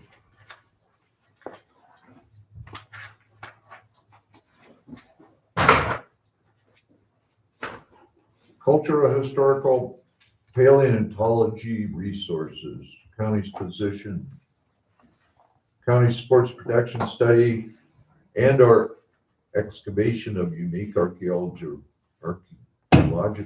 features that occur in the county, including the responsible stewardship of these resources through balancing resource protection with visitor values. Okay. It is the county's position that National Historic Preservation Act is the basis for cultural and historical preservation and defines federal agencies' responsibility for protection and preservation of the county's cultural and heritage resources. All management decisions regarding cultural resources shall include appropriate opportunities for participation by the county. And I think part of that has to do with enforcement. If the county, we're trying to protect some of these, and some of that has to do with enforcement, which falls down on the sheriff's department, and they want to make sure that we've got cross-jurisdictional MOUs or whatever with Forest Service LEOs to make sure they're working together to try to protect this stuff. Federal and state agencies must not jeopardize private property rights or existing land uses such as oil and gas exploration, mining, logging, and harvesting of forest products, road maintenance, or grazing through the protection of cultural and archaeological sites. This can be accomplished by carefully assessing the sensitivity and importance of the site relative to the economic and cultural impacts associated with land management decisions based around cultural and archaeological sites in the county. Beaverhead County realizes there can be a balance of existing uses and the need to protect cultural sites. Priority shall be given to retention and display of locally collected artifacts within the county. Federal Land Management agencies should provide public education, visitation opportunities at cultural and historical sites where feasible, and sufficient site protection either physically or by non-publication. So my question there is that what the county does? They don't publicize some of these sites, you know where they're at. They just don't put it out to the public unless it's something That's that true. can be properly managed That's true. for the public.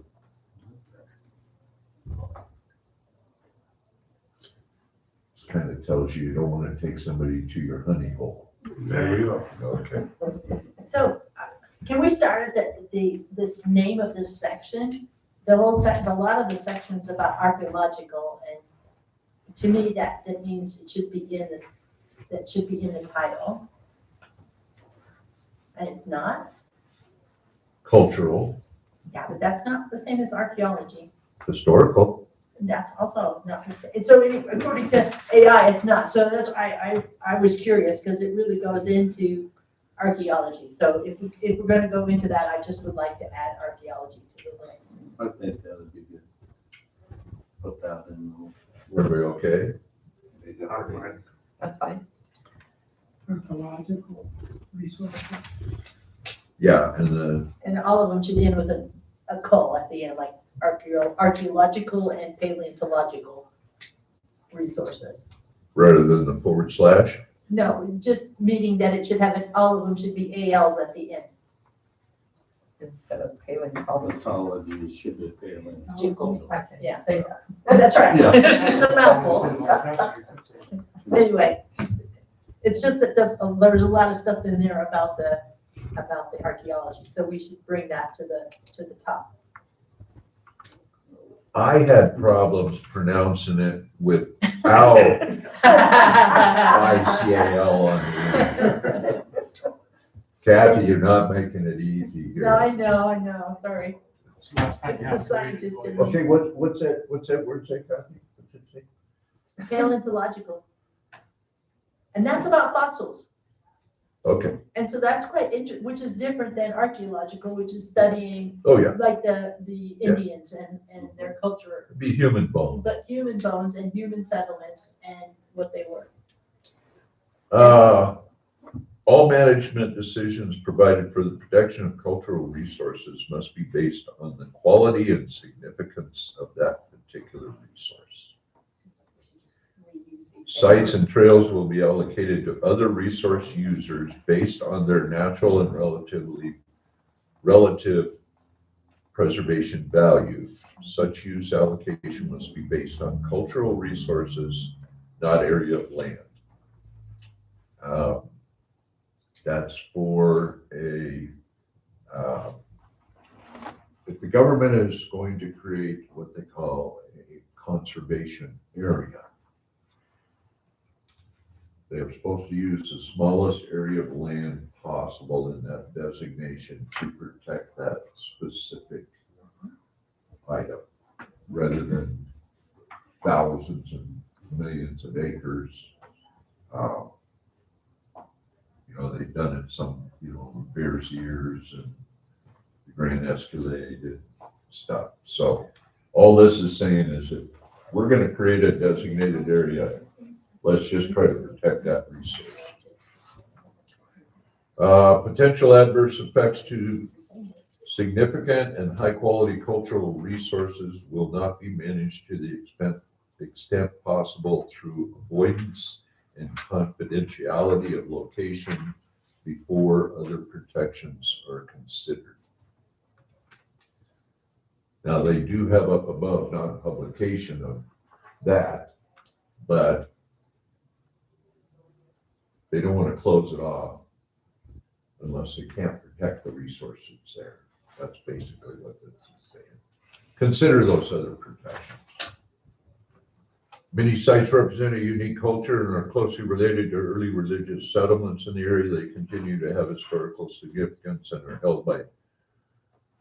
held by many residents as reverent or consecrated sites. These sites must be preserved and remain accessible. The preservation and perpetuation of heritage and culture is important to the area economy as well as to the lifestyles and quality of life of the area residents.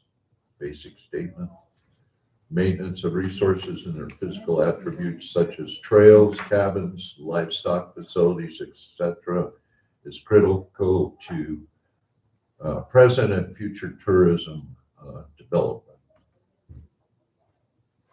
for economics. The land, its people, their heritage form are inseparable trinity for the majority of the area residents, and this relationship must be considered in all proposed actions.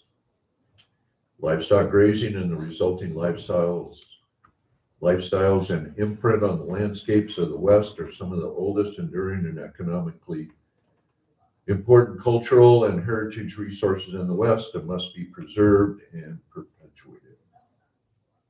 Management plans must provide opportunity for amateur collectors and students of natural resource related sciences to study, explore, and collect related items as provided for by law. Public land management agencies should promote these resources with educational material, signage, and information centers where appropriate. And maybe a little maintenance on the signs. Stick my neck out here. But in my experience, I've seen cultural things planted to stop projects from the Bureau of Land Management or something. Yeah, I have. There's nothing here. I don't know how you would put that in there. I have seen it to stop pipelines, this and that for agriculture. Throw a couple arrowheads out there. There you It's a go. cultural site. But it has been done. Well, that. For a snail. But I don't know how you put something like that in there. Well, presumably, if you've really done a thorough analysis, that won't happen. Any archaeologist worth their salt will know the difference. Well, let's say. Any geologist worth their salt will know the But, difference. yeah, any archaeologist, It's true. but, boom, you send out 1, 2 points there and all of a sudden, boom, everything comes to a big halt. You want to try to draft something? Pardon? Do you want to try to draft something? I'm thinking about, yeah, I would, Okay.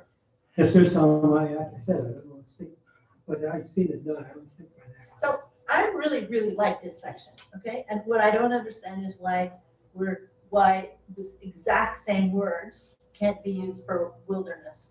I just don't understand. And because they're right there. What's that? I mean, if I just change to this to say,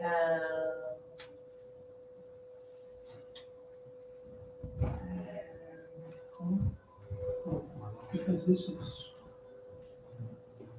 almost all of them, let me see. We were just talking about which one is it we're looking for. well, I think it's Balancing Indian resource culture. protection with the visitor values. Which one are you looking at? Almost all of them. I could just go and instead of using archaeological, put wilderness sites where feasible. I just see that this, I love this one, but I believe, and I don't want to change any of it. So don't get me wrong. I just think that wilderness deserves the same respect in the county and it's by its people as our history, our archaeology, our paleontology, etc. Well, I think you might be talking about two different things, because if it's a designated wilderness, That's they're man- under man-created. management requirement by the agency. The county can't say anything about how they manage wilderness. That's laid out in federal statute and the Wilderness Act. Now, if you're talking about trying to protect wilderness characteristics, I think we got that covered in that other wilderness area. So for instance, the last bullet on page 44, at least in how it came up when Jen sent it around, it says, The preservation, perpetuation of heritage and culture is important to the area economy as well as to the lifestyles and quality of the life of the area residents. I could easily just rewrite that as the preservation and perpetuation of the natural lands of Beaverhead County are important to the area economy as well as to the lifestyles and quality of life of the area residents.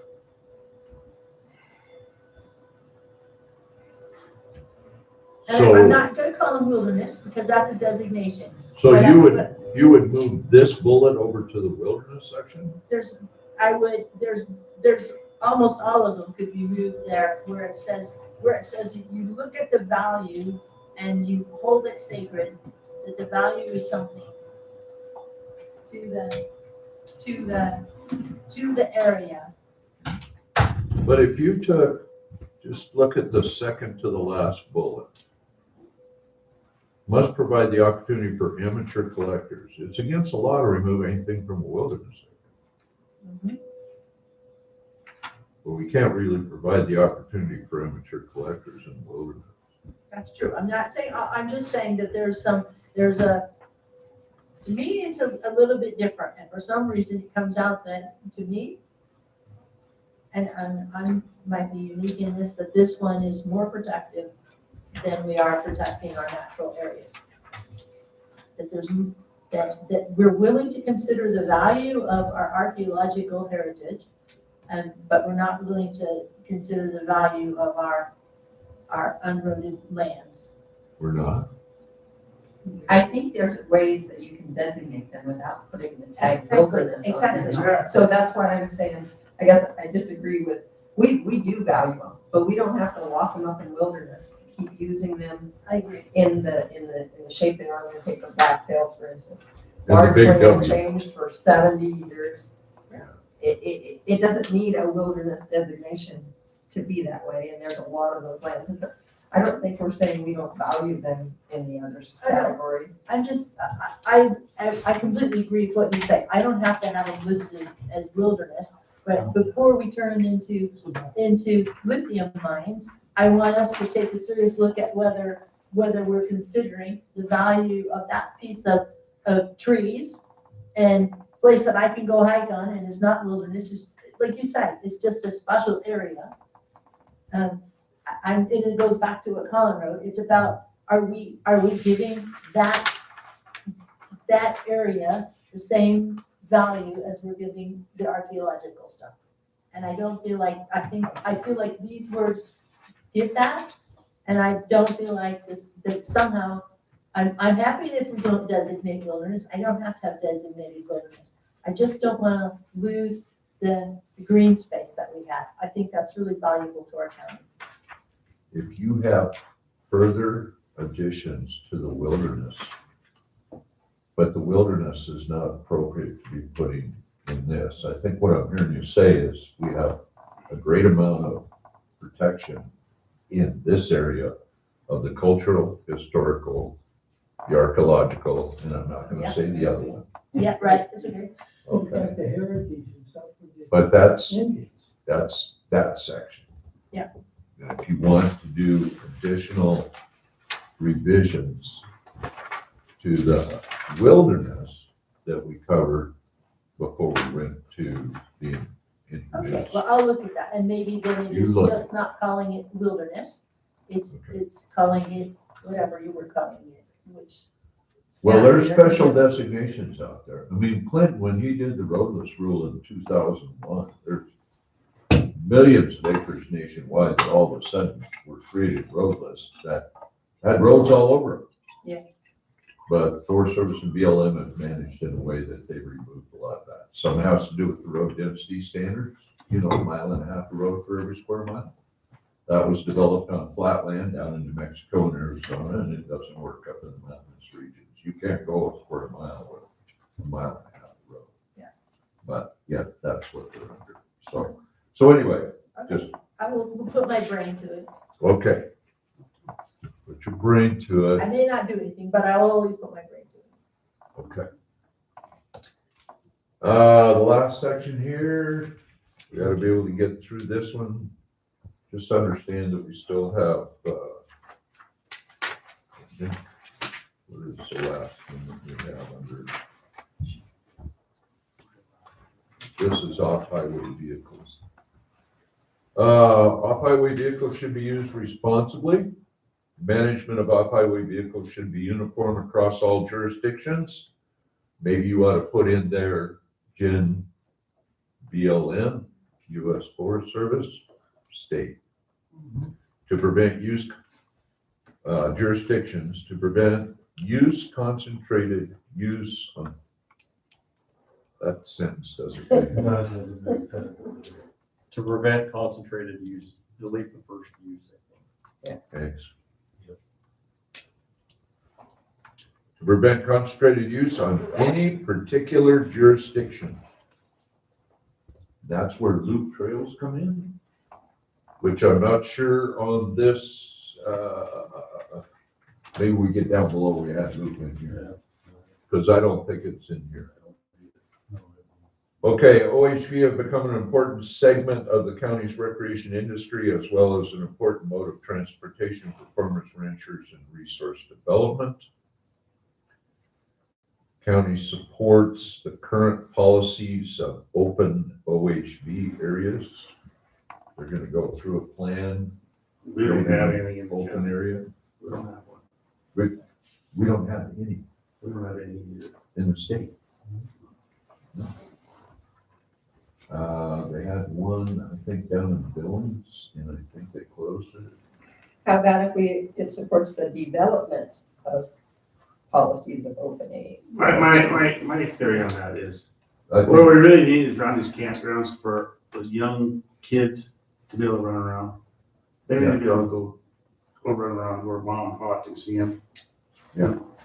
That's gotta be an open area. The way it's set up right now, one place they ride is on the road that you're driving on. And that's not good for the kids. And the campgrounds and stuff should have open areas. The kids can just go, just little, it doesn't have to be a big chunk of ground, just a little chunk of ground that mom and pop can see them out there. Just let them go run around there. well, I don't know that the current policy is open OHV areas. So They maybe don't have such a thing. it supports the policy and development of open OHV areas. I think they wanna leave it like that. What is it? They support What is an open OHV area? it. You just go anywhere. You don't wanna stay on the road or trail. Oh. Yeah, it's like a, It's we're not- trying to Go do, anywhere. To tear it up. we've been trying Yeah, for exactly. 13 years to do Fish Creek up by Superior. They are screaming for some economic development. They got all of these super buses with the toy haulers driving down the interstate going right by their community. Fish Creek is a state park and it's state land. Some of it's park, some of it's just state land. It was all old Plum Creek. And the state picked it up and there's 1,000 miles of road up there. And so what we're working on now is a plan, a meeting with the Fish, Wildlife and Parks, our group, a group out of Helena, and a bike group, and an OHV group out of Missoula, and scenic trails out of Seeley Lake.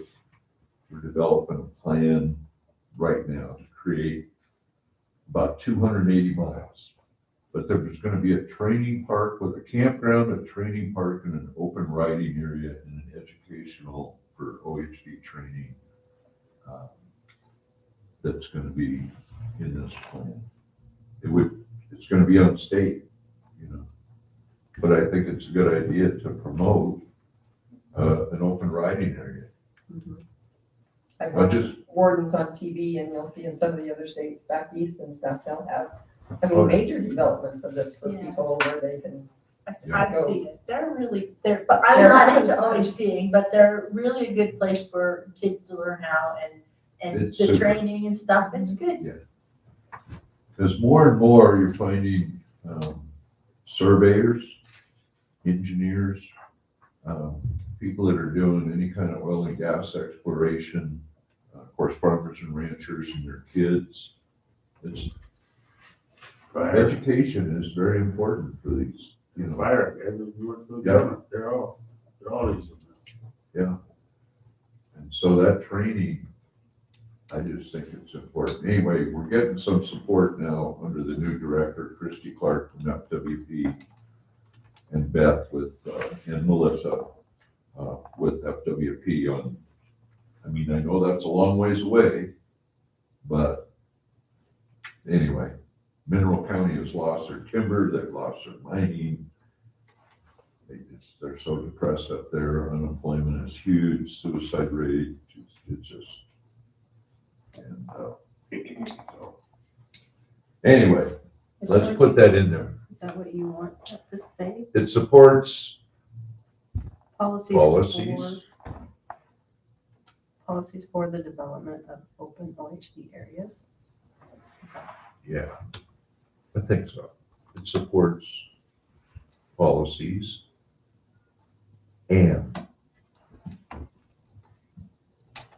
I think It's policies for further development, and the development of OHV open. areas, Oh, further development, Yeah, that's good. Right?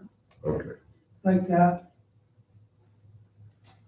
Okay, we'll support limiting OHV use and travel to existing roads, trails, and designated trail systems. I would change limiting to management. Okay.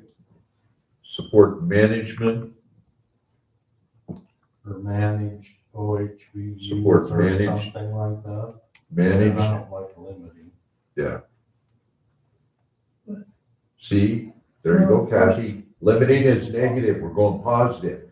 Absolutely. Right. I would just say The it's. first one, can we have future put in there? Future Support, policies?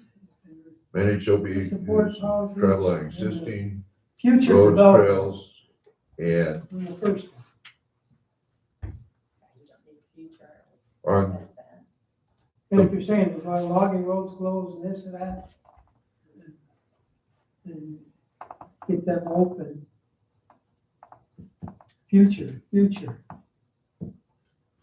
oh.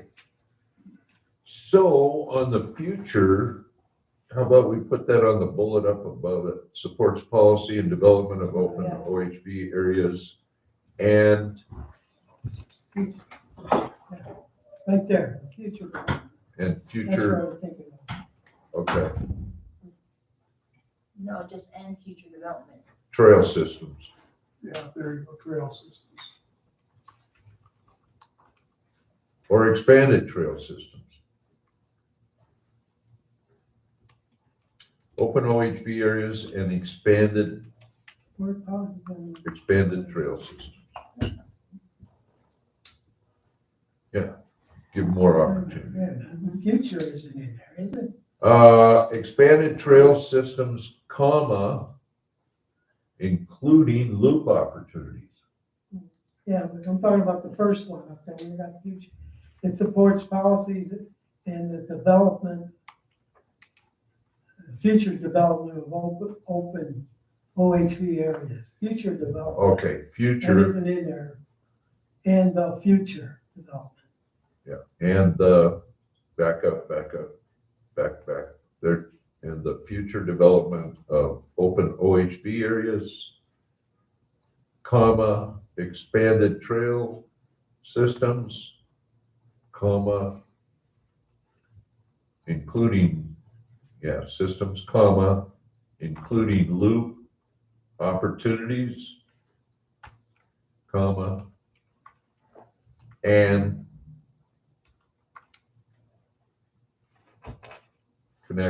connection with connectors to small communities.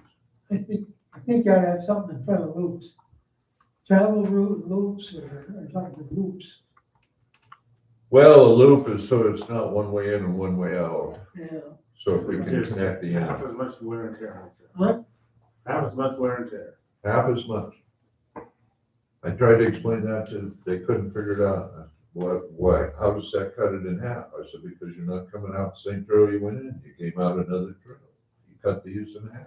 Yeah, just- And the thing is, people go up there and get in trails, well, there's another trail over here. What do you do? Bushwhack. Bushwhack over to it. Yeah. So you gotta get rid of all that stuff. You can't have that. No, you need to make and you make the short loop And you make the longer loop, you know? What the word. Okay, so I think we got that one. Yeah. I just don't think groups- Supports policies and the future development of open OHV areas, comma, expanded trail systems, comma, including loop opportunities, comma, and connectors to small communities. Supports managed OHV use and travel, managed OHV use and travel to, on, rather than to, it's travel on existing roads, trails, and designated trail systems. When the necessity for a closure has been established, additional trails and areas must be open to offset the loss of that recreational opportunity.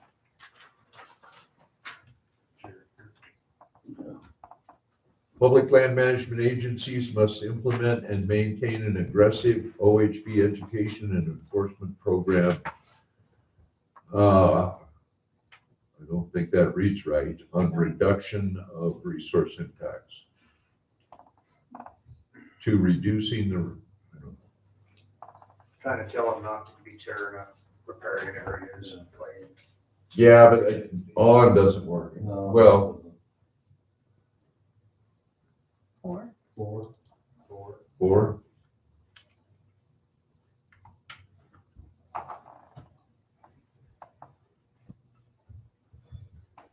To reduce resource impacts. program, Yeah.